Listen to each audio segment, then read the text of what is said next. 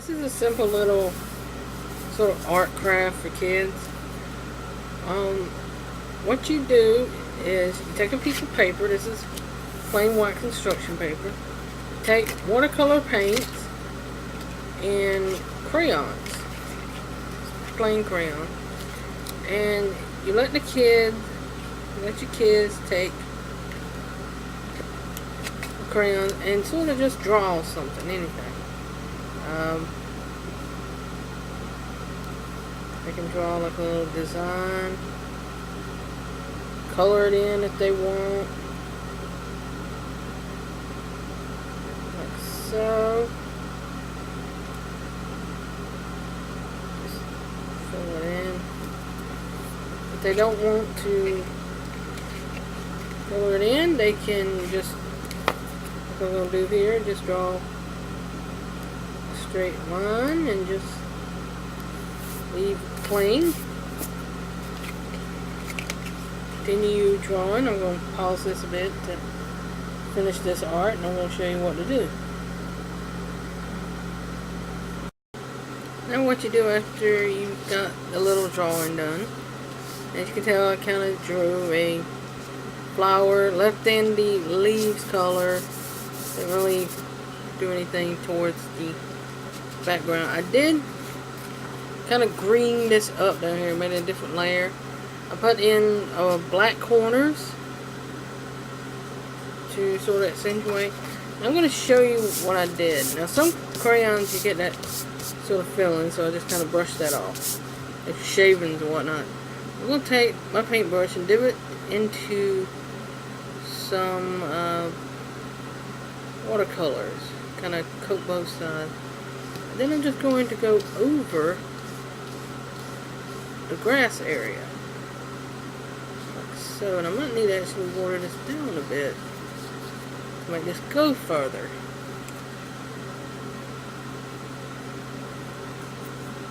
I use a squirt bottle when it comes to watercolors because I don't need a whole container of water just for these little parts of it.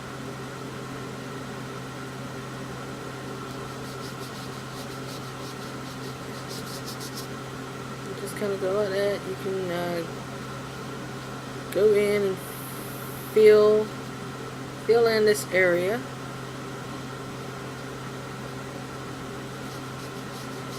I'm going to pause this and finish this up so you can sort of see what I did. Okay, now that I got the green done, actually, as you can see with watercolors, actually I forgot that part. Watercolors, they do dry pretty easily, so there's not a lot of drying time. And that's one of the things I like about them, is everything sort of instantly dries, or it dries in 5 minutes. If I draw something on paper like I did here, if I draw this part, by the time I get down here, this part's dry, this part's half dry, and this part is dry. Anyway, I take my blue, which has kind of been sitting up in water, so I gotta do some stirring. There we go. I take my blue and I kind of just kind of brush over it. And you can do several sort of designs. There's the wet design, which is you add water to an already painted, well, you add water to a piece of paper, painted or otherwise. Then you go over with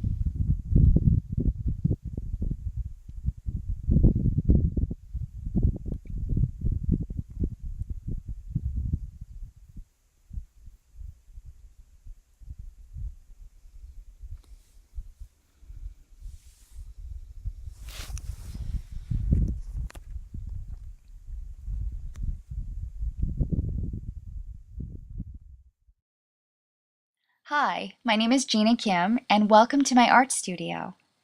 A lot of people ask me, how do you do your backgrounds? And when I hear that question, it's essentially asking, how do you do your watercolor washes? Washes are the initial layer where pigment and water mingles together to really set the stage for your end product. Um, it's a good skill to have, and with practice, you can have a lot of fun with watercolor washes. You can texturize with them. It is the supporting cast, I think, sets the tone of the rest of the painting. And my hope today is that this short clip will just add to your working knowledge to apply to your art journals or your art practice in general. So let's get started. So I'm taking my foam brush and applying clean water to a cold press watercolor paper that I taped down on all sides to a sketchboard. I asked my husband to break off the clip, and I use sketchboards to be my platform. And you'll see it's pretty essential when I merge the colors together. So here I'm dipping my brush in Naples Yellow Deep, I think it's by Sennelier. And just while the paper is wet, I just do gestural strokes, have fun, really loose, not nitpicky, letting things flow, and being gentle with my brush. Then I get a different, this is key, a different brush to pick up more pinks, reds, and purples. That's permanent rose, rose violet, and a little bit of bright violet. So here I have with my second brush, just going over just a little bit, but not too much. And then I'm deepening the value here, adding some bright violet on the bottom, and really just leaving the yellow sections alone. And now here comes the fun part. Grab a piece of paper towel, and as you tilt the board, you are letting the colors just run into each other. Now there are two reasons why I use a paper towel pretty meticulously as these colors are going to drip. One is we're renting this property and I don't want any pigment to get on the carpet. The other is you really want to have a clean tactic, a clean approach. You don't want the color to dry and then these wet spots to pull back into your image. That would be dreadful. So right now this is looking good. Here I have a brush. A damp brush is key, and while things are still wet, I kind of coax that little pocket of paper to be covered. And what helps is, gravity is your friend. I know for most women, gravity is not your friend, but in watercolor, gravity, use it. Tilt your board here and there, and just let the pigments essentially paint itself. Now right now, this feels really good to me. The colors merge beautifully and pretty effortless, right? Just make sure you have clean water, different brushes always helps. And oh, here I have some salt. Right, not when the paper is dry. You got to do it right when it's about damp, not too wet, but you want to add salt between those two phases. When the sheen, the light bouncing off the watercolor paper to be just about dissipating, and that's when to add salt. Salt kind of pushes away the pigment at its epicenter, and it makes little starsies, I call them. I'm grabbing my